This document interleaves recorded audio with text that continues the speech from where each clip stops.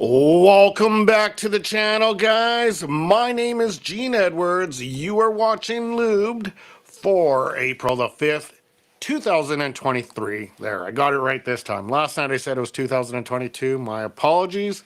I got it right this time. We are in 2023, and we experienced another Oiler victory. This team is really starting to look good. Like, they are coming together at the right time. I don't know what to say. What we saw earlier in the year was very concerning. I know there was many episodes I did of this channel that I was like, oh, what are we dealing with here? But since that deadline, since acquiring Ekholm and Bjugstad, this team is a much different team. We're not relying on Nurse as much. We're not relying on McDavid, Draisaitl, Hyman, even Kane. Like, we got some third line scoring as we did tonight with Klim Kostin getting on the board. He looked really, really good tonight. So yeah, this team is it's heating up at the right time. Even the goaltending, like Jack Campbell has been playing actually very well. So a lot of good things going into it. As the Edmonton Oilers defeat the Anaheim Mighty Ducks by a count of 3-1, they also win the season series by a count of 3-1 as well. But it looked shaky at times there. That Dostal seems to be a goaltender that the Anaheim Mighty Ducks, or Anaheim Ducks, I keep calling them Mighty Ducks. Sorry, guys. The Anaheim Ducks have a really good goaltender in that Dostal. He seems to have the book on Draisaitl. Draisaitl's that one shot that Draisaitl does, that one timer, he seems to be always ready for it. So yeah, kudos to the Ducks for that. They played a hard fought battle considering they are the worst team in the NHL and the number one ranked possibility to get the number one overall pick. They played really well. Anyway, let's dive into this game. As the first period, it appeared there was a lot of room on the ice. It almost seemed like this was Olympic or international ice surface, the 197 by 98.4. It just seemed there was a lot of room. It was, but nothing really transpired. There was no goals in it, but there was just a lot of room to make creativity, to make plays. And whether that's Anaheim just backing off and trying to play the defensive zone trap and trying to condense the net to make sure that the Oilers wouldn't get to the net. Whatever it was, it just seemed like there was a lot of room on the ice. It seemed like a much larger ice surface. And the score would end 0-0 after the first. Shots on goal were 9-7 for Edmonton after the first. So it was pretty tight checking considering it's Anaheim.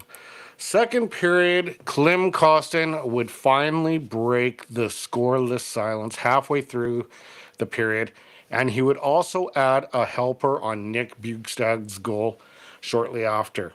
So again, we didn't have to rely on McDavid. We didn't have to rely on Draisaitl. We didn't have to rely on Hyman. Well, Hyman did get an empty netter, but I mean, this team is starting to turn into a very dynamic team, and they are close. They may actually hit this and get the Pacific Division title. Yeah, like I'm hoping they can. Could you imagine? Because Calgary did win tonight, guys. Can you imagine if Calgary somehow manages to sneak into that second wild card spot, and the Oilers play Calgary in the Battle of Alberta again? That would be very interesting, I think. And to be honest with you, we didn't see enough this year as they only met 3 times. In the third period, the Anaheim Mighty Ducks would finally make it a little bit interesting as Troy Terry would finally close the gap, making it 2-1. Zach Hyman would bury the empty netter with a helper from RNH, who would achieve his 100th point this season. So congrats to RNH. Something I didn't mention about the second period is Yamamoto took a stick from Zegras to the chin, and he actually went down the tunnel kinda, and then came back out, and then kind of went down the tunnel again, and then came back out again. But with a guy like Yamamoto that has had either back or head injury all season long, you're obviously a little concerned for his health and his well-being, right? I mean, it was concerning. So the Oilers would win this one, 3-1. Good job on them. They should have won this one. It was a tougher game than it should have been, I think, but Oilers are starting to learn to win those tough games, and that's key. They're not relying on trying to outscore their opponent like they were doing most of this season, and then being in these games that are 6-5 or losing 7-5. They're actually playing tight games. And a lot of that is attributed to getting Nick Bjugstads. I think he's excellent on the PK. He's really showing to be someone that is actually an asset. I didn't realize he'd be that good of a PK specialist, but he's good, and he's also good on the faceoff dots. So really good effort on his part. Let's get into the X Factor for tonight. The McGillis scores!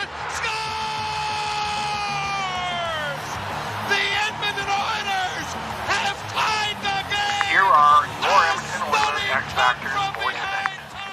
All right, this was going to be close, but unfortunately, a goal late in the third period by Troy Terry knocked off Jack Campbell's chances of actually getting it. Because, well, he did play good. I'm going to give him an honorable mention. He did play good, but I have to give this one to Mr. Klim Kostin for breaking the ice. First of all, he was the first one to get the goal, and then he added the helper to Nick Bjugstads on the game-winning goal. So I'm giving this one to Klim Kostin for tonight. Again, honorable mention to Jack Campbell for doing it, and an honorable mention to Ryan Nugent-Hopkins for hitting 100 points. But I think this game, honestly, that Klim Kostin goal was, I think, the point where this game actually changed. So I'm going to give it to him. Up next for the Hampton Oilers is a afternoon affair, I believe Saturday. Yes, Saturday afternoon. 2 o'clock Mountain for you guys over there in Edmonton.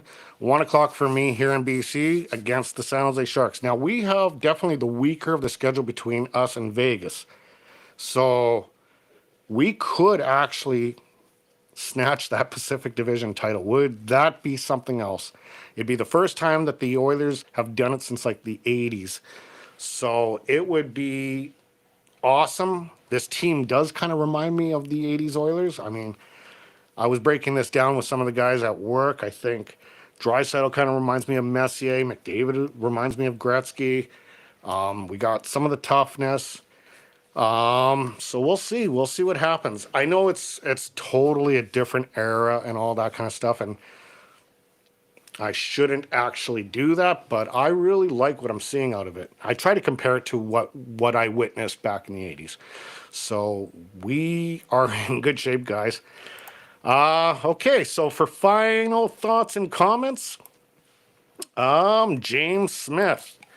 Okay, James. Yeah, you're right, bud. I'm surprised. I'm surprised, but I shouldn't be. But I am surprised that Nuge got to 100 points. Sorry about that I doubted you, James. I should never have doubted you. And I probably won't doubt you going forward. Other than that, guys, I think that's pretty much a bit of a wrap here. So, those of you who are witnessing this channel for the very first time and like the content that I bring, feel free to hit that like, share, and subscribe button. As for the rest of you guys, always stay happy, stay healthy, and stay hydrated. We will talk on Good Friday when I do the preview for the San Jose Shark game. Okay, guys, have a good night. We will talk soon.